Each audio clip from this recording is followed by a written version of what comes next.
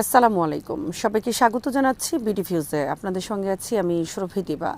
২০২৬ সালের ফেব্রুয়ারির যুদ্ধ পরবর্তী সময়ে যুক্তরাষ্ট্র ও ইরানের সম্পর্ক এমন এক নতুন বাস্তবতায় প্রবেশ করেছে যেখানে পূর্ণাঙ্গ যুদ্ধ নেই, আবার প্রকৃত শান্তিও নেই। দুই দেশের মধ্যে যুদ্ধবিরতির ঘোষণা, সমঝোতা স্মারক, নতুন করে আলোচনার উদ্যোগ এবং মাঝে মধ্যেই পারস্য উপসাগর ও হরমুজ প্রণালীতে সামরিক উত্তেজনা, সব মিলিয়ে সম্পর্কটি এখন এক ধরনের নিয়ন্ত্রিত সংঘাতের পর্যায়ে অবস্থান করছে। এটি কোনো সাময়িক পরিস্থিতি নয়, বরং দুই দেশের দীর্ঘদিনের কৌশলগত বিরোধ, অভ্যন্তরীণ রাজনৈতিক সীমাবদ্ধতা এবং পারস্পরিক অবিশ্বাসের ফলে স্থায়ী শান্তি চুক্তির পরিবর্তে অস্থায়ী সমঝোতাই এখন ওয়াশিংটন ও তেহরানের সম্পর্কের প্রধান বৈশিষ্ট্যে পরিণত হয়েছে। আরও বিস্তারিত থাকছে ওয়াহিদ ফারুকীর প্রতিবেদনে।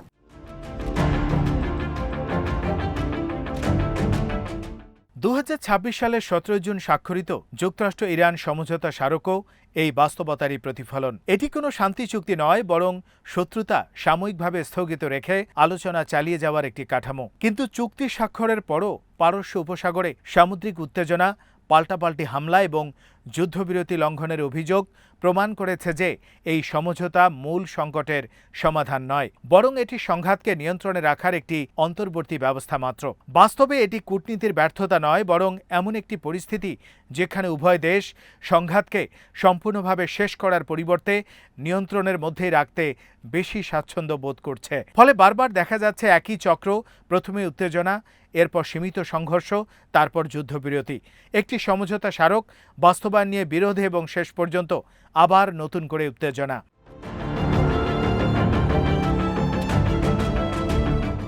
এই পুনরাবৃত্তি এখন যুক্তরাষ্ট্র ইরান সম্পর্কের নতুন বাস্তবতা।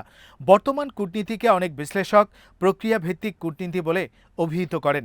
অর্থাৎ আলোচনা হচ্ছে, প্রযুক্তিগত কমিটি হচ্ছে, নতুন কাঠামো তৈরি হচ্ছে, কিন্তু কোনো চূড়ান্ত রাজনৈতিক সমাধানে পৌঁছানোর প্রকৃত আগ্রহ দেখা যাচ্ছে না। এমওইউ উভয় পক্ষকে কূটনৈতিক সাফল্যের দাবি করার সুযোগ দিয়েছে, আবার বড় ধরনের রাজনৈতিক ছাড় দেওয়ার ঝুঁকিও এড়িয়ে যায়। তাই এগুলো স্থায়ী সমাধানের পরিবর্তে সময় ক্ষেপণের হাতিয়ার হিসেবেই বেশি কার্যকর হচ্ছে।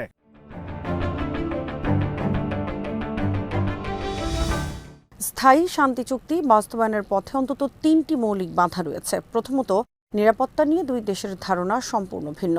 যুক্তরাষ্ট্রের কাছে ইরানের পারমাণবিক কর্মসূচি মধ্যপ্রাচ্যের নিরাপত্তা, বিশেষ করে ইসরায়েলের নিরাপত্তার জন্য হুমকি। অন্যদিকে ইরানের মতে পারমাণবিক সক্ষমতা তাদের জাতীয় নিরাপত্তা ও সম্ভাব্য বিদেশি আগ্রাসন প্রতিরোধের জন্য অপরিহার্য। ফলে একই বিষয়কে দুই দেশ সম্পূর্ণ বিপরীতভাবে মূল্যায়ন করে।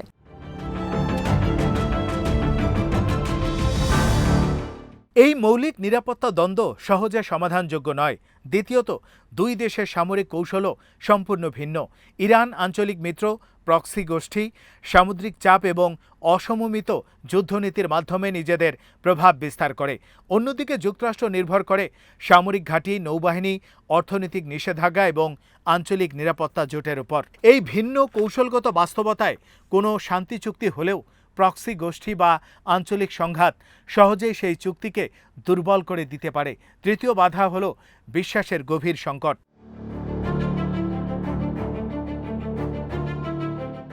অতীতের অভিজ্ঞতায় উভয় পক্ষকেই সতর্ক করে রেখেছে। ২০১৮ সালে যুক্তরাষ্ট্রের প্রেসিডেন্ট ডোনাল্ড ট্রাম্পের প্রশাসন বারাক ওবামার আমলে সম্পাদিত পারমাণবিক চুক্তি থেকে বেরিয়ে যাওয়ার সিদ্ধান্ত ইরানের কাছে মার্কিন প্রতিশ্রুতির বিশ্বাসযোগ্যতাকে মারাত্মকভাবে ক্ষতিগ্রস্ত করেছে।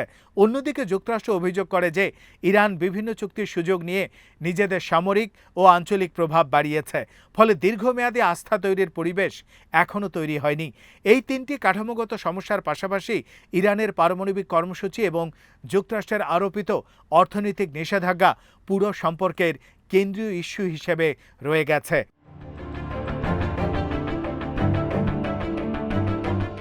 আলোচনার বিষয়বস্তু যাই হোক না কেন, শেষ পর্যন্ত সবকিছু এসে দাঁড়ায় পারমাণবিক কর্মসূচি ও নিষেধাজ্ঞার প্রশ্নে। যুক্তরাষ্ট্র চায় ইরানের ইউরেনিয়াম সমৃদ্ধকরণ সীমিত রাখতে, যাতে ভবিষ্যতে পারমাণবিক অস্ত্র তৈরির সম্ভাবনা না থাকে। বিপরীতে ইরান দাবি করে আন্তর্জাতিক আইনের আওতায় শান্তিপূর্ণ পারমাণবিক প্রযুক্তি ব্যবহারের অধিকার তাদের রয়েছে। ফলে এক পক্ষের আত্মরক্ষামূলক পদক্ষেপ অন্য পক্ষের কাছে সম্ভাব্য হুমকি হিসেবে দেখা দেয়। একইভাবে অর্থনৈতিক নিষেধাজ্ঞাও এখন শুধু চাপ সৃষ্টি করার একটি উপায় নয়, বরং এটি একটি সমান্তরাল অর্থনৈতিক ও রাজনৈতিক কাঠামোতে পরিণত হয়েছে।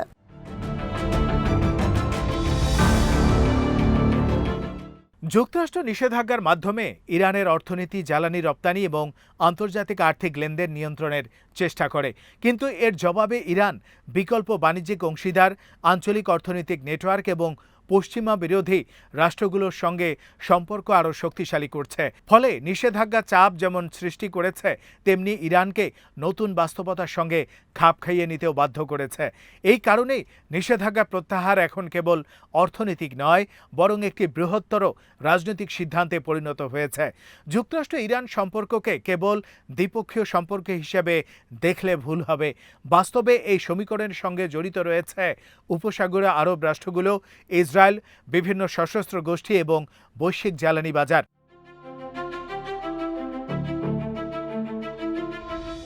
অনেক উপসাগরীয় দেশ নিয়ন্ত্রিত উত্তেজনা বজায় রাখতে আগ্রহী, কারণ এর মাধ্যমে এই অঞ্চলে যুক্তরাষ্ট্রের সামরিক উপস্থিতি অব্যাহত থাকে।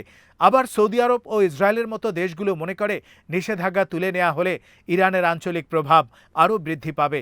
বিশেষ করে ইসরায়েল ইরানের ক্ষেপণাস্ত্র ও পারমাণবিক সক্ষমতাকে নিজেদের নিরাপত্তার জন্য সবচেয়ে বড় হুমকি হিসেবে বিবেচনা করছে। ফলে ওয়াশিংটন ও তেহরান কোনো সমঝোতায় পৌঁছে গেলেও আঞ্চলিক শক্তিগুলোর অবস্থান সেই সমঝোতার বাস্তবায়নকে কঠিন করে তুলতে পারে।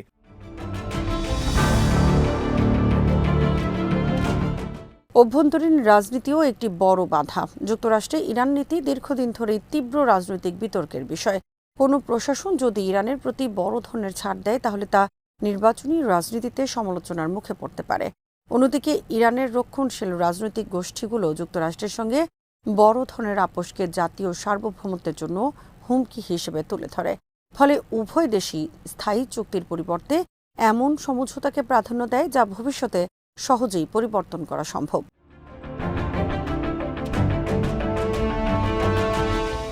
এই কারণেই সাম্প্রতিক সময়ে শান্তি চুক্তির পরিবর্তে সমঝোতা স্মারক বা MOU বেশি ব্যবহৃত হচ্ছে।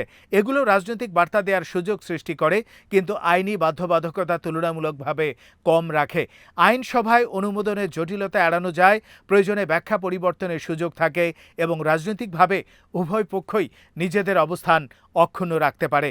তবে এর সীমাবদ্ধতা হলো এসব সমঝোতা মূল সমস্যার সমাধান করে না, কেবল সংঘাতকে সাময়িকভাবে পিছিয়ে দেয়।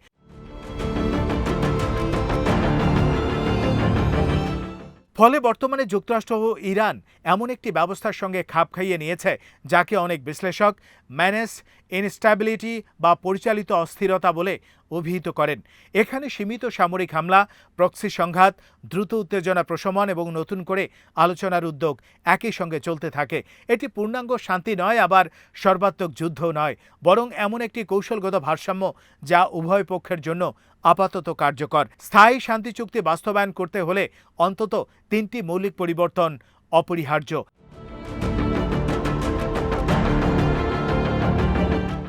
ইরানকে অন্তর্ভুক্ত করে একটি নতুন আঞ্চলিক নিরাপত্তা কাঠামো গড়ে তোলা, উভয় পক্ষের কাছে গ্রহণযোগ্য ও স্থায়ী একটি পারমাণবিক সমঝোতা প্রতিষ্ঠা এবং দীর্ঘদিনের নিষেধাজ্ঞা ব্যবস্থার মৌলিক সংস্কারের মাধ্যমে রাজনৈতিক সম্পর্ক স্বাভাবিক করা। এই 3টি পরিবর্তনের প্রতিটি রাজনৈতিকভাবে অত্যন্ত ব্যয়বহুল। যুক্তরাষ্ট্র সহজে ইরানকে আঞ্চলিক নিরাপত্তার সমান অংশীদার হিসেবে স্বীকৃতি দিতে প্রস্তুত নয়, আবার ইরানও নিজেদের কৌশলগত সক্ষমতা স্থায়ীভাবে সীমিত করতে রাজি নয়। ফলে বর্তমান বাস্তবতায় যুদ্ধবিরতি, সমঝোতা স্মারক, সীমিত সংঘর্ষ এবং নতুন করে আলোচনা এসবই দুই দেশের সম্পর্কের স্বাভাবিক অংশে পরিণত হয়েছে। যতদিন পর্যন্ত পারস্পরিক নিরাপত্তা সংকট, আঞ্চলিক প্রতিদ্বন্দ্বিতা, পারমাণবিক বিরোধ, নিষেধাজ্ঞা এবং অভ্যন্তরীণ রাজনৈতিক সীমাবদ্ধতার মৌলিক পরিবর্তন না ঘটবে, ততদিনই এই একই চক্র অব্যাহত থাকবে। উত্তেজনা, যুদ্ধবিরতি, নতুন সমঝোতা, আবার ভাঙন, কিন্তু স্থায়ী শান্তি অধরাই থেকে যাবে।